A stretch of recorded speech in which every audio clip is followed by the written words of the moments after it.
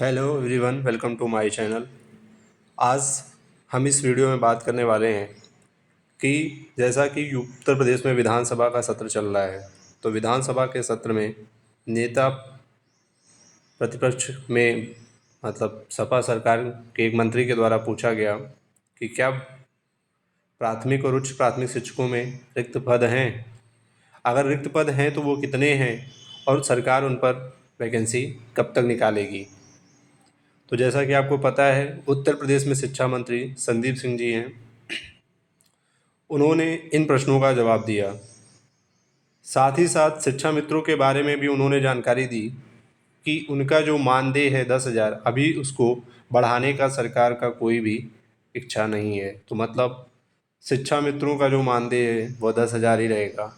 बाकी शिक्षकों की भर्ती के विषय में उन्होंने क्या कहा, तो यहाँ आप देख सकते हैं कि विधानसभा के प्रथम सत्र 2025 के प्रथम मंगलवार हेतु निर्धारित इंजीनियर ब्रिजेश कठेरिया किसनी माननीय सांसद विधानसभा द्वारा पूछे गए प्रश्न था। इन्होंने क्या प्रश्न पूछा था कि क्या बेसिक शिक्षा मंत्री बताने की कृपा करेंगे कि प्रदेश के बेसिक शिक्षा विभाग में शिक्षकों के कितने पद स्वीकृत हैं तथा उक्त स्वीकृत पदों के सापेक्ष वर्तमान में कितने पद रिक्त हैं। तो इसके उत्तर में संदीप जी ने बताया कि प्राथमिक विद्यालयों में सहायक अध्यापक के स्वीकृत कुल 4,17,886 पदों के सापेक्ष 79,296 पद रिक्त हैं, जिनमें 57,405 सीधी भर्ती और 21,891 जो है पदोन्नति के पद हैं। साथ ही साथ उन्होंने उच्च प्राथमिक विद्यालयों में स्वीकृत 1,62,198 पदों के सापेक्ष 41,338 पदों के रिक्त होने की बात कही, लेकिन ये सभी पदोन्नति के द्वारा भरे जाएंगे। जैसा कि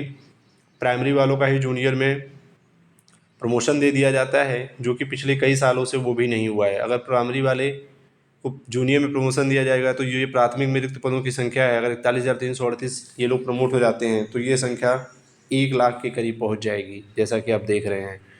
तो उन्होंने बताया कि इतने लोगों का प्रमोशन है, इतने पद रिक्त हैं, पर भर्ती कब आएगी इसके विषय में क्या बताया, तो इसके विषय में हम देखते हैं कि क्या सरकार उक्त रिक्त पदों पर भर्ती करेगी। तो उन्होंने कहा कि आवश्यकता अनुसार समय समय पर सहायक अध्यापक के चयन और नियुक्ति की कार्रवाई की जाती है। तो उन्होंने पूछा यदि हाँ तो कब तक और नहीं तो क्यों। तो उन्होंने उन जवाब दिया। फिर उनका वही अनुपात समानुपात, जैसा कि आप पता है हमेशा वो बताते हैं कि वो बराबर है, क्योंकि वो शिक्षा मित्रों को भी शिक्षकों की तरह काउंट कर लेते हैं।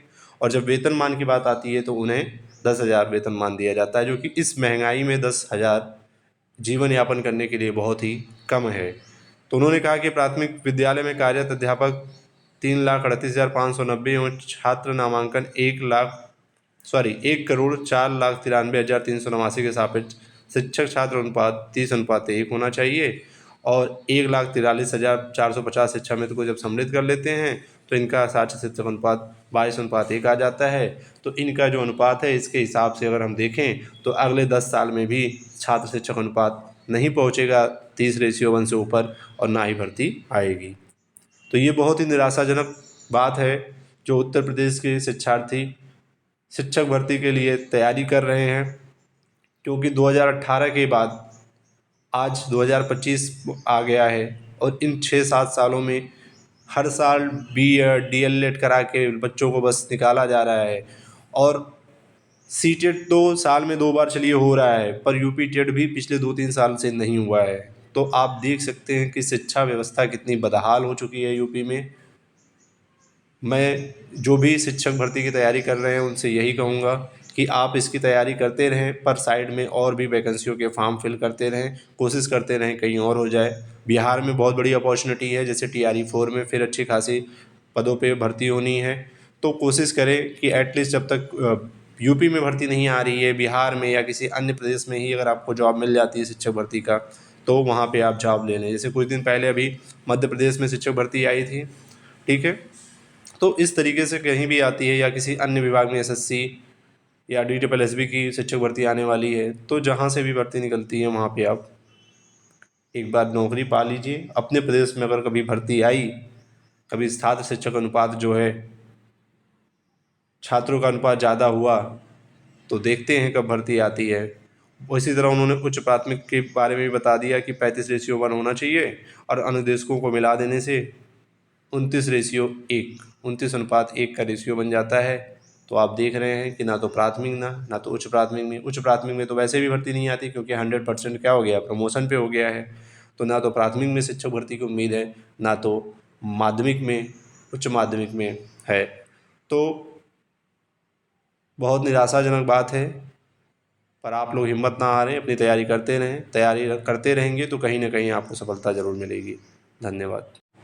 और एक बात आपसे कहनी है, अगर ये वीडियो आपको अच्छी लगी हो तो लाइक करें, ज़्यादा से ज़्यादा लोगों को तक शेयर करें और इस चैनल को सब्सक्राइब करें। बाकी और भी ऐसे ही इन्फॉर्मेशन के लिए मैं आपके लिए समय समय पर वीडियो डालता रहूँगा। धन्यवाद।